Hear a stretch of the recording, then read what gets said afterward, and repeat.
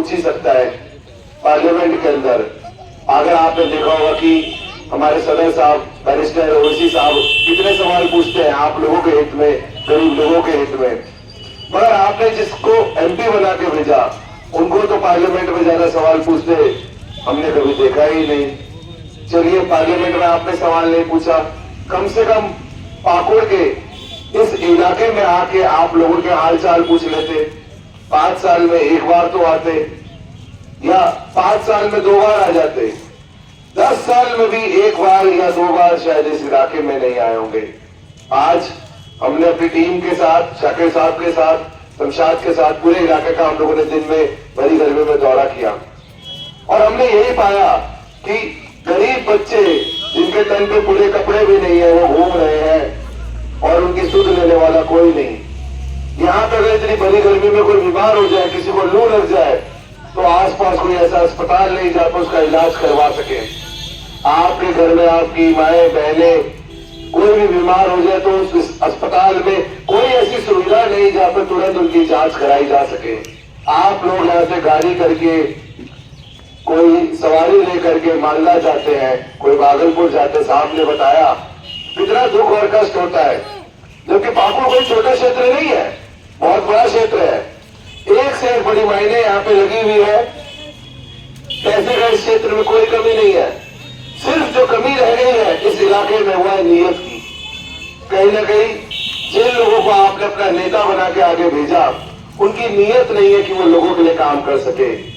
अगर ऐसा होता तो शायद जिस नेता के घर पे 40 करोड़ रुपए पकड़े गए वो कम से कम कुछ 1-8 करोड़ किसी अनाथालय में दान दे देता, किसी गरीब के घर में दान दे देता, किसी मस्जिद में दान दे देता, किसी मदरसे में दान दे देता, किसी प्राइवेट स्कूल में दान दे देता, बिना किसी को बताए दान दे देता, कुछ तो मदद करता।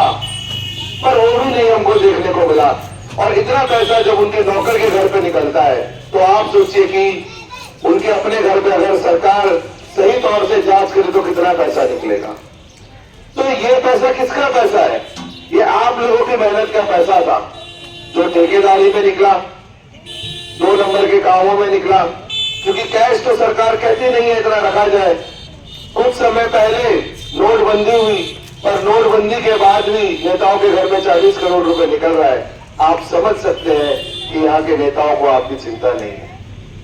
मैं आप सबसे सिर्फ एक ही चीज चाहता हूँ कि जब आप इस बार वोट देने जाए तो एक बार अपने बच्चों की तरफ देखना, एक बार अपने बहन की तरफ देखना, एक बार अपनी माँ की तरफ देखना, और वो वोट देते समय आप देख के सोचना कि क्या इस वोट से इनकी जिंदगी बदलेगी अब की बार, क्या इस वोट से इनके जीवन में बदलाव आएगा।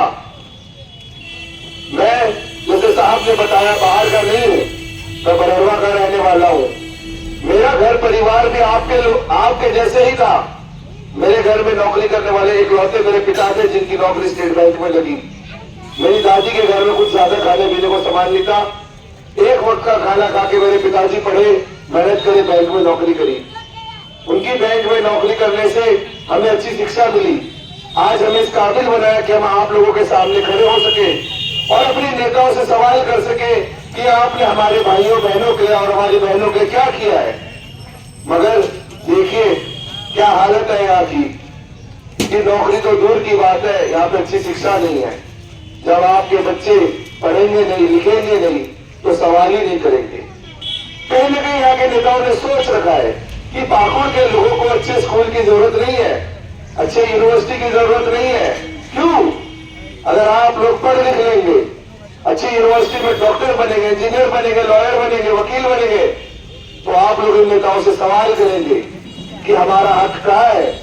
सरकार हर साल बजट बनाती है। झारखंड सरकार का बजट 1,28,000 करोड़ का बना था। मैं दोबारा बता दूं, 1,28,000 करोड़। उस 1,28,000 करोड़ में पाकुड़ की जनता को क्या मिला? हम अखबारों में पढ़ते हैं, रिपोर्ट्स में पढ़ते हैं, तो हमको पता चलता है कि यहाँ के लोगों को कुछ मिला ही नहीं। सिर्फ कागजों में चल रही है। यहाँ पे जितने भी विकास का काम हो रहा है सब कागजों में हो रहा है, जमीनी हकीकत कुछ नहीं है। अगर होता तो यहाँ के लोग खुश होते। चलिए पाकुड़ से थोड़ा हट के बात कर लेते हैं। पाकुड़ के साथ आप आगे जाए तो गोड्डा चले जाए, गोड्डा के अंदर हर चीज बन रही है, एयरपोर्ट बन रहा हो, चाहे रेलवे स्टेशन बन रहा हो, चाहे इंडस्ट्री आ रही हो, कारोबार आ रहे हैं वहां पे। पाकुड़ में ऐसा क्या है कि यहाँ पे ना आ सके? आ सकता है नहीं आ सकता आप लोगों के बीच बताइए? कोई कमी है क्या यहाँ पे? आ सकता है, पर कमी जो है वह यहाँ के नेताओं की नीयत की। यहाँ के नेता मान चुके हैं कि पाकुड़ की जनता के पास युवक को बटन के चाप को वोट देंगे, 7 नंबर बटन दबाएंगे तो ओवैसी साहब के कंधे मजबूत होंगे। उन्हें भी लगेगा और हमें भी लगेगा कि पाकुड़ की जनता वाकई में पाकुड़ की जनता बदलाव चाहती है। तो इसलिए अगर आप इस बार बदलाव चाहते हैं तो इस बार एक बार, केवल सिर्फ एक बार, जहां आपने 40 साल बाकी लोगों को मौका दिया है, एक बार ऐसे नेता को चुने जो आगे आपके हक में बात करना चाहता है, सवाल उठाना चाहता है और प्रशासन से खड़े होकर पूछता है कि आपने यहाँ लोगों को क्या सुविधाएं दी, क्या नहीं दी।